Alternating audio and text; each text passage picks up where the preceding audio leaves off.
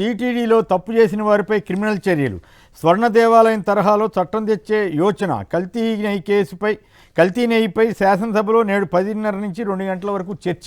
Assembly కౌన్సిల్లో జరపమని గత వారం రోజులుగా గొడవ చేస్తున్నా చేయలేదు, కానీ మరి రేపు 26న ఇప్పుడు చేస్తారంటే ఈలోగా అసెంబ్లీలో ముందు పెడతారట. సుబ్రహ్మణ్య స్వామికి ఎదురుదెబ్బ, ఏకసభ్య కమిషన్ పిటిషన్ను కొట్టివేసిన సుప్రీం. కల్తీ బాధ్యులను కాపాడేందుకు పిటిషన్ వేశారంట, అంటే వాళ్ళకి హక్కు లేదనమాట సుబ్రహ్మణ్య స్వామి గారికి. ఇందాపూర్పై చర్చించాల్సిందే. టీటీడీకి ఇందాపూర్ డైరీ నెరీ సరఫరాపై మండలిలో చర్చకు వైఎస్ఆర్ కాంగ్రెస్ పార్టీ పట్టు. టీటీడీలో ఇది ఆల్రెడీ చెప్పాం. విచారణ కమిటీ ఏర్పాటు సభే, అదేమీ సిట్ దర్యాప్తు పరిధిలోకి రాదు. కల్తీ నెయ్యి కేసులో సుప్రీంకోర్టు స్పష్టీకరణ. సో ఇది లోపాలు వరకు వెరిఫై చేస్తే లోపాల వరకు కమిషన్ వేయటం ఎవరు తప్పట్టక్కర్లేదని సుప్రీంకోర్టు కూడా చెప్పింది. మా బోటు వాళ్ళని కూడా అదేం పెద్ద ఇష్యూ కాకపోవచ్చు అనుకున్నాం. బట్ ఇప్పుడు అసెంబ్లీలో ఎందుకు జరుపుతున్నారు, కౌన్సిల్లో అంతగా అడుగుతున్నప్పటికి కూడా ఎందుకు జరపట్లేదు, ఇది ఏ రకమైనటువంటి పరిణామాలకు దారితీస్తుంది, ఏమిటి ప్రభుత్వం యొక్క ఉద్దేశం? టీటీడీకి గోల్డెన్ టెంపుల్ చట్టం తీసుకొస్తే అక్కడ అన్యమతస్తులు ఎవరిని రానివ్వకపోవటం, లేకపోతే డిక్లరేషన్ ఈ గొడవ ఏమి ఉండదు కదా, మరి ఇక్కడ దీన్ని కూడా ఎత్తేస్తారా, లేక ఇంకా కఠినంగా పెట్టాలని మరో ఎట్లా చెబుతున్నారని విశ్లేషణలు వస్తున్నాయి. ముందుగా పురుషోత్తం గారు. కొమ్మినేని గారు, బేసిక్గా శాసన మండలిలో ఎందుకు చర్చ పెట్టరు, అసెంబ్లీలో ఎందుకు చర్చ పెట్టరు, అసెంబ్లీకి వైసీపీ వాళ్ళు రావట్లేదు, శాసనమండలిలో వస్తారు. ఇంతకు మించిన కారణాలు నాకేం కనపట్లేదు. ఇప్పుడు అసెంబ్లీలో ఏ సభ్యుడు, ఇప్పుడు కూడా కొమ్మినేని గారు 2 పద్ధతులు ఉంటాయి. ఒకటి, ప్రభుత్వమే తనకు తాను చర్చని లేవనేయడం, లేదా సభ్యులు కోరిక మేరకు చర్చని లేవనేయడం అనేది సాంప్రదాయం. 99.9% ఎప్పుడు కూడా సభ్యుల కోరిక మేరకే జరుగుతారు. అపోజిషన్ పార్టీ లేదా సభ్యులు, ప్రభుత్వం చొరవ చూపేది అవ్వదు, ఏదో విధాన ప్రకటనలు తప్ప. ఇప్పుడు మొర్రో అని 5-6 రోజుల నుంచి 7-8 రోజుల పాటు మాకు జరగాలని వాయిదా వేసి ఆ శాసనమండలి స్తంభింపజేస్తారని వైఎస్ఆర్ కాంగ్రెస్ పార్టీ. అక్కడ చర్చ జరపకుండా అడగని చోట ఎందుకు చర్చ జరపడం? వాళ్ళ హక్కుని కాదనం, వాళ్ళు ప్రకటన చేయొచ్చు, మాట్లాడచ్చు, దాని ఎవరు వాళ్ళ రైట్ని కాదనరు. కానీ బట్ అడిగే చోట వదిలేసి అడగని చోట లేదా ఎవరు లేవనెత్తిన చోట మీరు కొన్ని మాట్లాడతారు, అక్కడ మీ క్వశ్చన్ ఎవరు వస్తాయి? క్వశ్చన్స్ రావు కదా, వాళ్ళ అభ్యంతరాలు రావు కదా, వివరణ ఏమనిస్తారు? మీ పాటికి మీరు అంటే ఉపన్యాసం చెప్పడానికి తప్ప దేనికి ఉపయోగపడదు కదా. కాబట్టి ఖచ్చితంగా శాసనసభలో చర్చించండి. దానికి ముందు అడిగిన చోట, పైపించి పెద్దల సభ కదా, కొంచెం హుందాగా ఉంటుందేమో, శాసనసభలోనే హాటుగా ఉంటారు కదా, కాబట్టి దాన్ని దృష్టిలో పెట్టుకుని చర్చ జరపాలి. వాళ్ళు ఇంకా ప్రభుత్వం ఆలోచిస్తుంది కాబట్టి జరుపుతారని అనుకుంటాం. 26 జరగొచ్చని నిన్నైతే వార్తలు వచ్చాయి, మరి ఎంతవరకు కరెక్టో తెలియదు పురుషోత్తం రెడ్డి గారు. అయితే ఇక్కడ పాయింట్ ఏంటంటే, అసెంబ్లీలో నిజంగానే 11 మంది వాళ్ళు ఉన్నారు, వాళ్ళు వచ్చినా కూడా వాళ్ళకేమి టైం కూడా ఇవ్వరు, ఎదురు ఆరోపణలు చేయటం ఇట్లాంటివి తప్ప. ఇప్పుడు వీళ్ళు మాట్లాడుకుని ఏమి సాధిస్తారు? రోజు ప్రెస్ కాన్ఫరెన్స్ పెట్టి 9 మంది మంత్రులు వీళ్ళందరూ కలిసి ప్రెస్ కాన్ఫరెన్స్ పెట్టారు. అంతకుముందు చంద్రబాబు గారు ఉపన్యాసాలు ఇస్తూనే ఉన్నారు, తర్వాత మళ్ళీ ఒకసారి విత్డ్రా అవుతారు, మళ్ళీ ఒకసారి వ్యాఖ్యానిస్తుంటారు. అంతకు మించి భిన్నంగా ఎందుకు జరుగుతుంది అంటే, దీన్ని ఒక ప్రచారాస్త్రంగా మళ్ళీ బురద వేయటానికి దీన్ని ఒక ఆయుధంగా వాడుకునే అవకాశం ఉందా అన్నది నా ప్రశ్న. ఖచ్చితంగా ఇప్పుడు జరగబోయేది ఏంటి, శాసన మండలిలో ఒక మాట్లాడితే కౌంటర్ ఆర్గ్యుమెంట్ ఎవరో ఒకరు చేస్తారు. ఇక్కడ కూడా 11 మంది వాళ్ళు ఉంటే కనీసం నిరసన తెలియజేస్తుంటారు. ఇప్పుడు ఆ పరిస్థితి ఉండదు కదా, ఎవరు చెప్పదలుచుకుంది సాఫీగా చెప్పుకోవచ్చు. అంటే చెప్పదలుచుకున్న అలిగేషన్స్ ఏవైతే ఉన్నాయో అవి చెప్పుకుంటారు, దానివల్ల ప్రయోజనం ఏముంది అంటున్నాను. ఇప్పుడు మీరు చెప్తారు, రేపు జగన్ ప్రెస్ మీట్ పెట్టి కౌంటర్ ఆర్గ్యుమెంట్ చేస్తారు, ఏం లాభం? దీనివల్ల పరిష్కారం దొరకదు. అందుకని ప్రభుత్వం చాలా సీరియస్ గా దీన్ని ఆలోచించి హేతుబద్ధమైన నిర్ణయానికి రావడం చాలా ఇంపార్టెంట్ అనేది నేను మొదటి అంశం. రెండోది కొమ్మినేని గారు, ఇప్పుడు బేసిక్ గా సుబ్రహ్మణ్యం గారి పిటిషన్ కి సంబంధించి కూడా ఇప్పుడు శాసన మండలికి కూడా నేను అనుకుంటుంది కొమ్మినేని గారు చివరిలో చర్చ జరుపుతారని అనుకుంటున్నాను. ఇప్పుడు వీళ్ళు వైఎస్ఆర్ కాంగ్రెస్ పార్టీ రోజు పట్టుబడతాను కదా, ఇప్పుడు బడ్జెట్ పోయింది, కీలక అంశాలని పోయింది, కాబట్టి ఐపిచ్చేసి చివరి రోజు దీన్ని చర్చ పెట్టి ముగించేస్తారా? అంటే బడ్జెట్ పైన ఇట్లాంటి పైన ఏమి చర్చ లేకుండా దీన్ని ఉపయోగిస్తారనేది డౌట్ అవుతుంది. శాసనసభలో ఆ పని ఏం లేదు కాబట్టి వాళ్ళు చేస్తారు. సుబ్రహ్మణ్య స్వామి పిటిషన్ సంబంధించి కొమ్మినేని గారు మీరు ఎగ్జాక్ట్లీ ఏదైతే మాట్లాడారో అదే కరెక్ట్. ఏదంటే ఇప్పుడు సుబ్రహ్మణ్య స్వామి పిటిషన్కి ఎదురు దెబ్బ అదేం కాదు. ఇక్కడ ఎఫ్ఐఆర్ పైన యాక్షన్ కోసం ఏకసభ్య కమిషన్ వేశారు, జీవోలో అదే ఉంది. బట్ సుబ్రహ్మణ్య స్వామి గారు పేపర్లో వచ్చిందని ఎదురుగా పోయినట్టున్నాడు. ఇక్కడ సహజంగా ఏమవుతుంది, కోర్టు వాళ్ళకి ఆ రైట్ ఉంది. ఎందుకంటే ఫైండింగ్స్ ఏదైతే సిట్ చేసిందో దానిపైన ఫర్దర్ విచారణ ఎవరు చేయాలి? ప్రభుత్వమే చేయాలి. ఆ ప్రభుత్వం చేసి ఏదైతే క్రిమినల్ సుప్రీంకోర్టు చెప్పింది కదా, ఇంకొకరి పరిధిలోకి ఒకరు వెళ్తారని నేను అనుకోవట్లేదు అంటే అర్థం ఏంటంటే, మామూలు ఓట్లు అలానే మాట్లాడతాయి. అంటే పరిధి ఏంటి? విచారణ పరిధి సిట్టిది, వాళ్ళు చేయాల్సిన పనులు వాళ్ళు చేశారు. దాని లోపలనే విచారణ తప్ప విచారణ కూడా కాదు, ఇది యాక్షన్. లోపాలు పసిగట్టి ఎట్లా విధానం పరంగా తీసుకురావాలన్నది ప్రధానమైనటువంటి అంశం.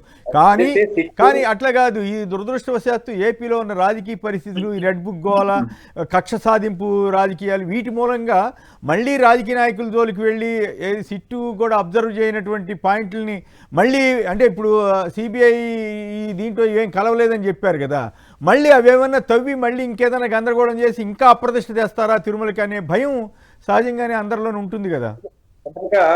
ఏదైతే వైఎస్ఆర్ కాంగ్రెస్ పార్టీ అధికార ప్రతినిధులు కొంతమంది అదే మాట్లాడారు, దానివల్ల దీని ప్రాధాన్యత వచ్చింది. నేనైతే అది జరగదు అనుకుంటాను. జరిగిన మరుక్షణం సుప్రీంకోర్టు జరగదు.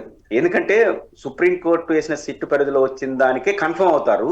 వాళ్ళు ఫైండింగ్స్ 36 మంది సంస్థలు వ్యక్తుల పైన చేస్తారు. వాళ్ళ పాత్ర పైన, అంటే వాళ్ళ పైన ఏం చర్యలు తీసుకోవాలో సిఫారసు చేస్తారు. అయితే ఆడికే పరిమితం అవుతుంది కమిషన్. బట్ బయట వేరే జరుగుతుంది. ఈరోజు సిట్టు వాళ్ళు ఈ 36 మందిలో ఒకరిని పిలుస్తారు. మనం సాయంత్రం 7 నుంచి విచారణ ప్రారంభమవుతుంది టీవీలో. ఏమని ఆయన అది చెప్పాడంట, ఇది చెప్పాడంట, ఈ గోల ఎక్కువైపోతుంది. ఇది ప్రధానమైన సమస్య. కాబట్టి వైఎస్ఆర్ కాంగ్రెస్ పార్టీ నాయకులు ఆ ప్రకటన, అదే వాళ్ళు వేరే సిట్టు చెప్పందాని ఇది చెప్పించడం కోసం వేశారనే ప్రకటన రాంగ్. అది జరగదు. దానివల్ల దాని ప్రాధాన్యత వచ్చేసింది, వాళ్ళకి ఏదో ప్రయారిటీ వచ్చినట్టు తొందరపడ్డారేమో అనిపిస్తుంది వీళ్ళు. బట్ ఏదైనప్పుడు జరగదు. బట్ ఒక ఆందోళన మాకు కూడా ఉంది మీతో పాటు. అదేంటంటే వాళ్ళు చేసే పని వాళ్ళు చేస్తుంటారు, కానీ బయట జరిగే చేరే ఉంటుంది. దానివల్ల ఎక్కువగా వ్యవస్థ నష్టపోతుంది. అట్లా కాదు కదా, అట్లా కాదు. అంటే ఇక్కడ ఒక పాయింట్ ఒకటి ఉందండి. ఇప్పుడు 2014-19 మధ్య ఎందుకు సిబిఐ కానీ సిట్ కానీ చర్యాప్తు చేయలేదు? కేవలం 2019-24కే ఎందుకు పరిమితం చేయాలి? అయినప్పటికి కూడా అదంత రాజకీయ ప్రేరేపితం అనేటువంటి పాయింట్కి ఆస్కారం ఇచ్చినట్లయింది కదా. అలాగే దొరికిందంతా పట్టుకున్న శాంపుల్స్ అన్ని ఈ గవర్నమెంట్ వచ్చిన తర్వాత తీసిన శాంపుల్స్, మళ్ళీ వాటిని వెనక్కి తీసుకొచ్చి వాడారు, రిజెక్ట్ అయినటువంటి వాటిని అన్నది కూడా ఈ ప్రభుత్వ హయాంలోనే. మరి వీటన్నింటినీ కూడా ఎవరు ఎంక్వైరీ చేయాలి? ఇప్పుడు కొత్త కమిషన్ ఎంక్వైరీ చేస్తా కేవలం 19-24 మధ్య అని కండిషన్ పెడుతున్నట్టుగా చెబుతున్నారు కదా. దానివల్ల ఈ కొత్త కమిషన్ పర్పస్ సర్వ్ అవుతుందంటారా? ఖచ్చితంగా ఇప్పుడు పొలిటికల్ అవుతుంది అంతే. ఇప్పుడు 19-24 అంటే ఒక గవర్నమెంట్ కదా, మనం పీరియడ్ చూస్తున్నామే. ఒక రాజకీయ పార్టీ నాయకత్వంలోని ప్రభుత్వం. దాన్ని తెచ్చి పెట్టడం అంటే ముందు వెనక లేదని సర్టిఫై చేయదలుచుకున్నామా? అది ఇంపార్టెంట్ కదా. అప్పుడు దీన్ని ఎవరు క్వశ్చన్ చేయాలి? ఖచ్చితంగా సుబ్బారెడ్డి గారే. సుప్రీంకోర్టు వ్యాఖ్య చేసింది, మనం గమనంలో పెట్టుకోవాలి. తీర్పునిస్తూ ఎవరికైనా ఫిర్యాదుదారులకి, పిటిషన్దారులకి విచారణ పైన అనుమానాలు వస్తే మళ్ళీ మా తలుపు తట్టని చెప్పారు. ఆ తలుపు తట్టాలి. ఇప్పుడు ఉదాహరణకు వేగారు ఫోటోలు గుంటూరులో వేశారు, తలుపు తట్టాలి కదా. బహిరంగ మాట్లాడుతున్నారు, తలుపు తట్టాలి కదా. ఇప్పుడు ఈ లీగల్ ఫైట్ తప్ప రాజకీయంగా ఎన్ని మాట్లాడినా వాళ్ళు చెప్పదచ్చు, వాళ్ళు చెప్తారు కుమ్మరేణి గారు. ఇప్పుడు లీగల్ ఫైట్ అనేది వైఎస్ఆర్ కాంగ్రెస్ పార్టీ సీరియస్ గా చేయాలి. అంటే నెయ్యి కల్తీ అన్నది ఎవరు అనుమతించకూడదు, ఏ ప్రభుత్వం ఉన్నా కూడా ఎవరు ఒప్పుకోరు. కానీ ఫలానా టైంలో అది మాత్రమే చేయండి అనేసరికి డౌట్ వస్తుంది. గతంలో మరి జరిగినవన్నీ కూడా వస్తున్నాయి కదా, ఇప్పుడు జరిగినవి కూడా బయటకు వస్తున్నాయి కదా. మరి అదే కదా ఇందాపూర్ గొడవ, ఇవన్నీ బయటకు వస్తున్నాయి కదా, కౌన్సిల్ అడుగుతున్నది అది కదా. వాటి మీద కూడా ధైర్యంగా ఎంక్వైరీ చేసుకోండి అని చంద్రబాబు గారు చెప్పుంటే ఆయనకి మంచి పేరు వచ్చేది కదా. కానీ ఎందుకో మరి వెనకాడుతుందేసరికి విమర్శలకు ఆస్కారం ఇచ్చినట్లు అవుతుంది. అట్లాగే ఇందాపూర్ ఇష్యూ కానీ. నేను వైఎస్ఆర్ కాంగ్రెస్ పార్టీ మీద నిందలేదలుచుకున్నా. నేను ఎందుకు చేస్తాను విచారణ? నేను కేవలం వైఎస్ఆర్ కాంగ్రెస్ ప్రభుత్వాన్ని టార్గెట్ చేయదలుచుకున్నా. అలాంటప్పుడు నేను పర్పస్ సర్వ్ అవుతుంది కదా. ఇప్పుడు చివరికి ఏమైంది? ఇప్పుడు భక్తి నమ్మే వాళ్ళందరికీ విశ్వాసాలని దెబ్బకొట్టినట్లయింది కదా సార్. కాదు కొమ్మరేణి గారు, మా పొలిటికల్ పర్పస్ నెరవేరుతుంది కదా. ఏం పర్పస్ నెరవేరుతుందో లేదో అవి చివరికి కదా. ఇంకా 3 ఏళ్లకే ఎలక్షన్. అప్పుడు జరుగుతున్న వ్యవహారం లీగల్ గానే తేల్చుకోవాలి అంటున్నాను. ప్రజల్లో తేల్చుకుంటే మాత్రం రోజు రచ్చ అవుతుంది, లీగల్ గా పోతే సమస్య ఒక ముగింపు అవుతుంది. రైట్. ఆదినారాయణ గారు వెస్ట్ గోదావరి నుంచి. ఆదినారాయణ గారు నమస్కారం, మాట్లాడండి సంక్షిప్తంగా. నమస్కారం అండి. నమస్కారం. ఇప్పుడు చేసి మోసాలన్నీ తప్పించుకోవడానికి ఏదో పెడతారండి లింక్. ఓకే, దయచేసి అభ్యంతరకర పదాలు ఏమి వాడమాకండి. అభ్యంతర పదాలు కాదండి, వాడొద్దు అని చెప్పి. ఓకే, చేసి అన్ని కూడా ప్రజలు తెలుస్తున్నాయండి, అమాయకులు కాదు. ఓకే, అమాయకులు కాదంటారా? అమాయకులు కాదండి. మరి నాకైతే అమాయకులనేమో అనిపిస్తా ఉంది. అమాయకులు మొత్తం అంతా అబ్జర్వేషన్ చేస్తారు. కానీ దురదృష్టవశాత్తు ఆంధ్రప్రదేశ్లో ఒకప్పుడు పార్టీల పరంగా ఉండేది, విధానాల పరంగా ఉండేది. కానీ ఇప్పుడు కులాలు, మతాలు, కులం అనేది అన్ని సందర్భాల్లోనూ ఎంతో కొంత ఉండొచ్చు. కానీ ఈ స్థాయిలో అలాగే దానికి మించి మతం అనే ఇష్యూ అసలు ఎప్పుడూ ఉండేది కాదు. దురదృష్టవశాత్తు చంద్రబాబు గారు అంత సీనియర్ నాయకుడు మతాన్ని కూడా ఈ రాజకీయానికి వాడుకోవాలనేటువంటి ప్రయత్నాలు చేస్తున్నారనే విమర్శను ఎదుర్కోవటం చాలా దురదృష్టం. మరి ఆయనే ఒకసారి యేసుక్రీస్తు గురించి మాట్లాడారు, ఇంకోసారి వెంకటేశ్వర స్వామి గురించి మాట్లాడారు. మరి వీటిలో ఏది నమ్మాలనే ప్రశ్న ఎవరైనా వేస్తే ఏం సమాధానం వస్తుంది? సో ఇటువంటి విషయాల్లో అసలు మతం జోలికి వెళ్లకుండా తన పని తాను చేసుకు వెళ్ళిపోతే బాగుండు. కానీ మరి దురదృష్టవశాత్తు అట్లా లేదు. ఈ రాజకీయాలు మారిపోతూ ఉన్నాయి, కాలం మారే కొద్దీ ఇట్లా ఉంటుందేమో. రాజీవ్ గారు. సార్ ఉదాహరణకి ఇప్పుడు వాళ్ళు ఏదైతే చర్చ అసెంబ్లీలో పెడతాం, మండలిలో పెట్టం అన్నటువంటిది ఏదైతే చెప్తున్నారో, ఎందుకంటే అసెంబ్లీలో మండలిలో వాయిదా తీర్మానాన్ని మా పార్టీ తాలూకా మండలి సభ్యులు ఇచ్చినప్పటికీ కూడా దాన్ని తిరస్కరించడం జరిగింది. ఎట్టి పరిస్థితుల్లో మండలిలో ఈ అంశానికి సంబంధించి చర్చ పెట్టాలనేటువంటిది వైఎస్ఆర్ కాంగ్రెస్ పార్టీ బలంగా పట్టుబడతా ఉంది. ఎందుకంటే చర్చ జరిగితేనే వాస్తవాలు ప్రజల దృష్టికి మరింత లోతుగా వెళ్తాయి. Of course through social media, of course through media ఖచ్చితంగా వెళ్తా ఉన్నాయి. అయినప్పటికీ కూడా అది ప్రజాప్రతినిధులుగా వాళ్ళు చేసినటువంటి పరిస్థితులు ఏ రకంగా జరిగారు అనేది నిజాలు నిగ్గుతేయాలంటే ఖచ్చితంగా మండలిలో చర్చ పెట్టాలి. మండలిలో కాకుండా అసెంబ్లీలో మాత్రమే చర్చ పెట్టడానికి ముందుకెళ్ళడం అని నేనైతే ఎలా చూస్తున్నానంటే, ఉదాహరణకు మనం పరీక్షకి వెళ్తాం. పరీక్షకి వెళ్ళినప్పుడు ఇన్విజిలేటర్ ప్రశ్న పత్రం ఇస్తాడు, సమాధాన పత్రం ఆన్సర్ షీట్ కూడా ఇస్తాడు. నేను అంటాను, నేను ఆన్సర్ షీట్ మీద రాయను, నేను హాల్ టికెట్ మీద రాస్తాను అంటాను. అది యాక్సెప్టబుల్లా? లేదా నేను ఆన్సర్ షీట్ మీద రాయి, నేను క్వశ్చన్ పేపర్ మీద రాస్తానంటారు. ఎందుకంటే అక్కడ అసెంబ్లీకి మేము వెళ్ళట్లేదు అన్న విషయం అందరికీ తెలిసిందే. ఎందుకు వెళ్ళట్లేదంటే మాకు సమయం ఇవ్వట్లేదు, ఎందుకు ఇవ్వట్లేదంటే మాకు ప్రతిపక్ష హోదా ఇవ్వట్లేదు. ఇదంతా అందరికీ తెలిసినటువంటి రొటీన్ స్టోరీయే. కానీ అటువంటి పరిస్థితుల్లో కూడా మీరు చేసుకుంటే అది ఏకపక్ష ఉపన్యాసం అవుతుంది తప్ప చర్చ అవదు. అక్కడ చర్చ అంటే ఏంటి?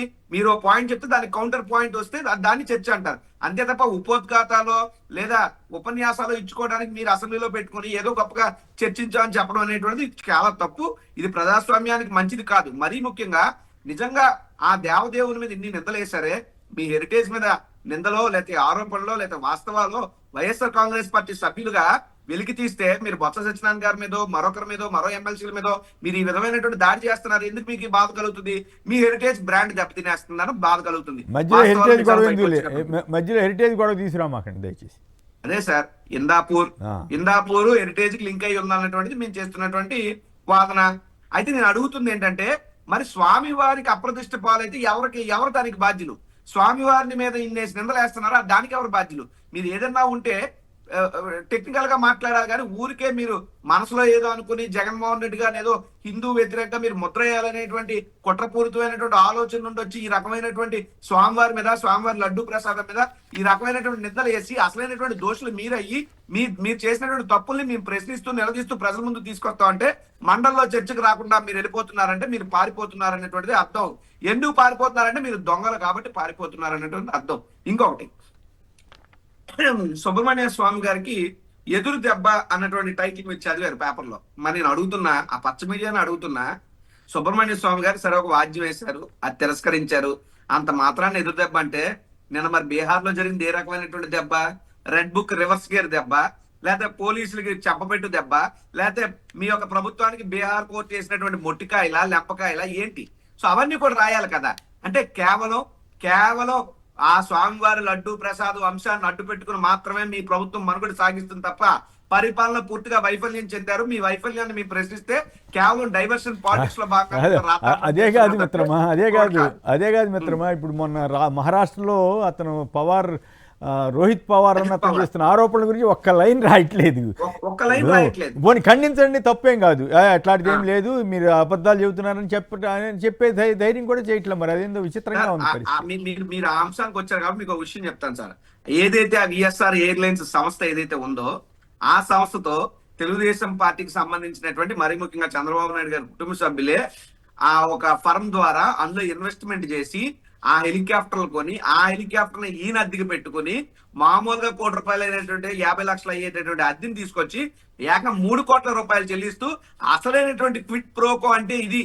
జగన్మోహన్ రెడ్డి గారి మీద క్విట్ ప్రోకో ఆరోపణలు చేశారు, అది క్విట్ ప్రోకో కాదు, ఇది అసలైనటువంటి క్విట్ ప్రోకో. అంటే ప్రభుత్వ సొమ్మును, ప్రజల సొమ్మును పప్పు బెల్లాల్లో పంచులు తినేస్తున్నట్టు దాని మీద కాదుగా మీరు ఆరోపణలు చేస్తున్నారు. కానీ ప్రభుత్వం ఎందుకు స్పందించట్లేదో అర్థం కావట్లేదు. లేదు వీళ్ళు చెప్తున్నది అబద్ధం, ఇట్లా క్విట్ ప్రోకో జరగలేదని కూడా ఖండించలేదు. మరి అదేంటో మరి అర్థం కాదు. మా చిన్నప్పుడు సామెత ఉన్నాయి సార్, ఇప్పుడు కాదు ఉంటది, మౌనం అర్ధంగీకారం అని.